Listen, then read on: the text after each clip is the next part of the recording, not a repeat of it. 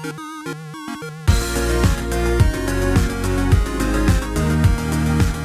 everyone, welcome back to another Anime Kingdom Reviews. You see my title below? Yes, this is on episode 9 of Rewrite Season 2. And as always, super excited for this episode. Like, literally, this will I will honestly say that so far, because of how well this anime has been doing, this season has been doing, I will literally say it right here that this is probably the best anime of, this season. Like, hands down, no doubt about it in my mind, in my opinion at least. Because so far, just every episode has been awesome. It's been adapted really well. It's always awesome to see when you guys comment saying, yeah, it was pretty much adapted exactly like the visual novel, except for, certain things being taken out. But of course, the main plot and main story of everything was put in. So we pretty much had everything there, which honestly is just in comparison to how season 1 was, it's been awesome, honestly. Because when I first wanted to watch Rewrite, obviously because I saw how big of a fan base it had, because so much people said,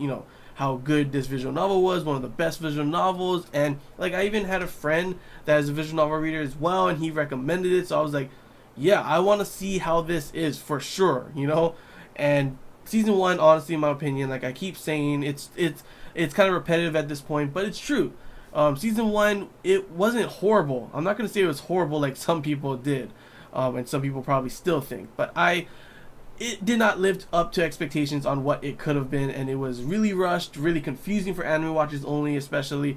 And honestly, if it wasn't for the fact that they already planned for a season 2, and they were just like seeing how well season 1 did before they made season 2, there would be no season 2, which would be tragic considering how awesome this season has been going so far. And this episode did not disappoint as, either. It was pretty damn awesome episode. Sure, it didn't have any crazy action, but it was intense in its own way. Like, literally, that ending, holy crap, man.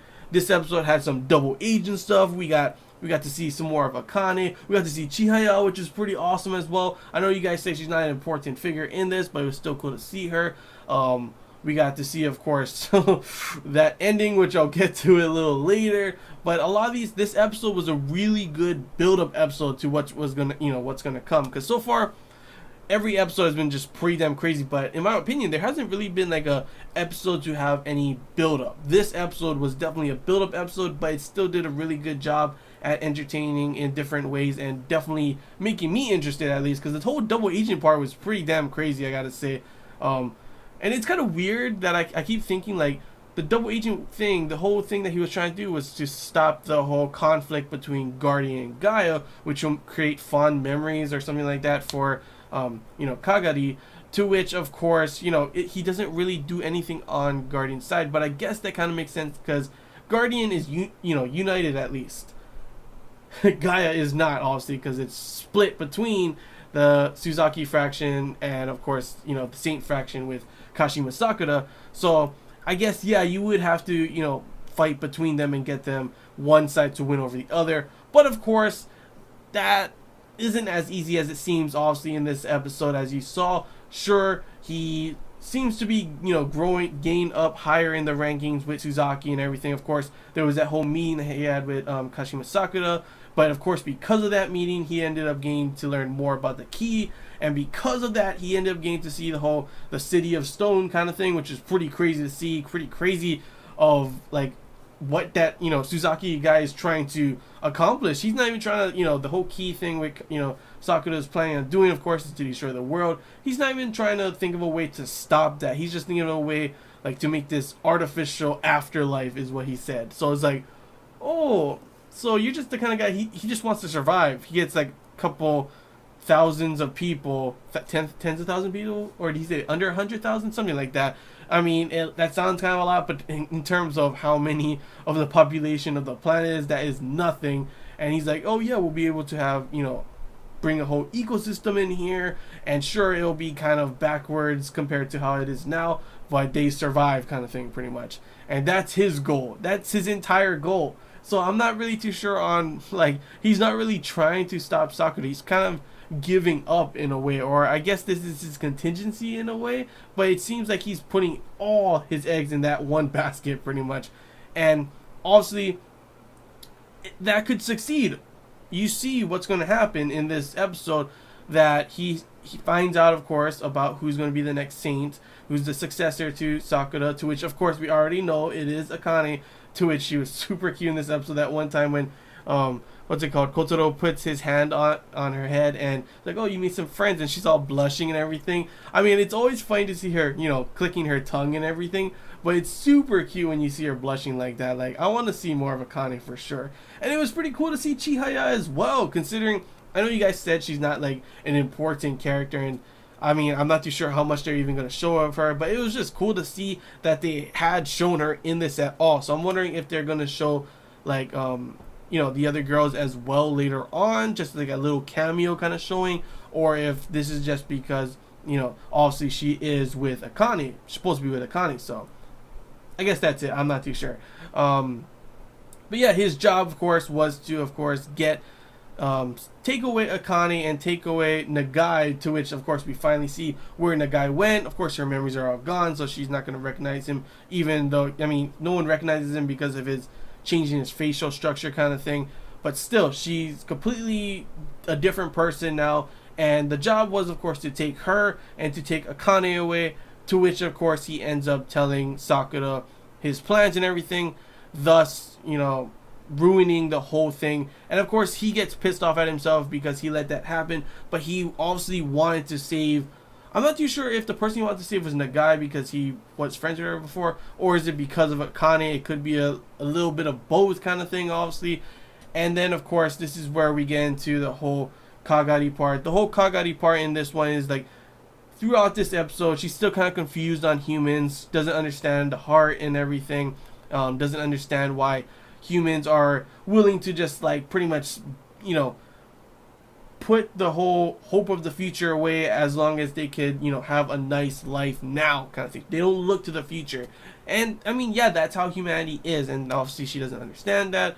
Numerous times you see Kotaro trying to, pat her head and everything, to which she does not like that at all. And then, I've always wondered, is there going to be romance in this at all? Because obviously the whole romance was, I thought, all in the different possible girl, roots in season 1 kind of thing. Before that, the common roots and everything. And then, of course, this route, I thought there wasn't going to be any romance at all. But it looks like, yeah, there is. The whole point that he says at the very end, Kotaro says when, Kagari finds out that Kotaro pretty much, that's how he did. He would rather let the world go to ruin than have that sacrifice of those people kind of thing. He doesn't want to sacrifice them. And obviously, he doesn't really fully know why he says and everything. And that gets her pissed off. She starts to get emotions, to which, of course, she didn't have before. And she goes just crying. And it was a pretty crazy scene. Like, I actually really like that scene where she's crying and whacking everything all around her. It was pretty cool. The whole Kotori was there as well, just gonna run away. To which I gotta say, before I keep talking about the Kagari part, gosh darn it, the whole point they throw Kotori in every episode, it seems, is just to have her cry from Kotaro. Like, I understand, Kotaro, what you're going by, but think a little. He understands a little bit later when he's like, oh yeah, she doesn't have anywhere to go to. Yeah, she doesn't. So let her stay. Be nice to her. Stop making her cry every episode. Like, what the hell? He made 2 girls cry in this episode. Kotori, and then, of course, he makes Kagari cry, to which, of course, when he jumps up in the air, I guess he starts to finally realize, the whole reason behind why he wanted to help Kagari help the key was not to save the world, but because he was drawn to her, because he loves her, because of those feelings that we've seen in, way before, the whole events that happened before, obviously, is, kind of in his mind still yet, right? That's how it's working, I'm guessing. And also, we get a kiss. It was pretty awesome. I did not expect a kiss at all. Like I said, I didn't even expect romance in this route at all. So I was pleasantly surprised, and I was like, holy shit, we got a kiss. And he's pretty much, yeah, he says he loves her and everything. It's a full-blown confession, and she cannot believe it at first. And then, of course, obviously, she just runs off, and that's the whole intense part of this episode. Like, literally, those few minutes, the last minutes of this episode was just so intense. It was like, holy crap. Like, the first parts of this episode, most of this episode, like I said, was the whole double agent kind of thing. It was pretty interesting. It was pretty cool to see. But But that ending part is what really got me, and it's really interesting because I actually am so like I don't know what's gonna happen next. I'm literally just over here like, holy crap, I didn't expect this to happen.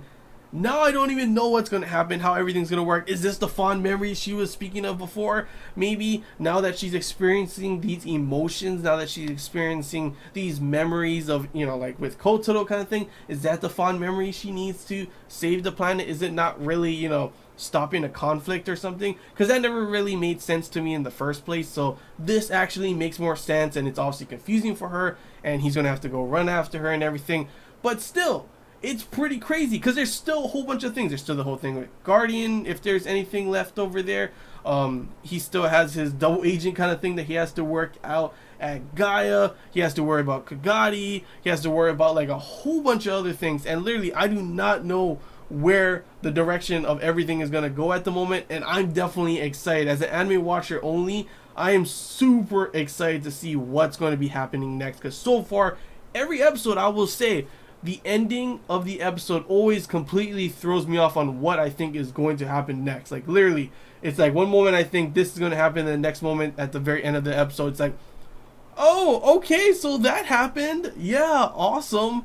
But confusing in a little way, but in a good way. Confusing in a good way because it gets me more interested and more excited to see what's going to happen next. And pretty much that's where we were left off at the end of this episode, with Kagadi rushing off and Kotaro left sitting there on the ground. What is he going to do next? I honestly do not know, and I am super excited to see what's going to happen next. But yeah, that's all I really got to say, guys. Hope you enjoyed this Anime Kingdom review. If you have any questions, feel free to comment below. If there's anything I missed and you want to talk about, comment below as well.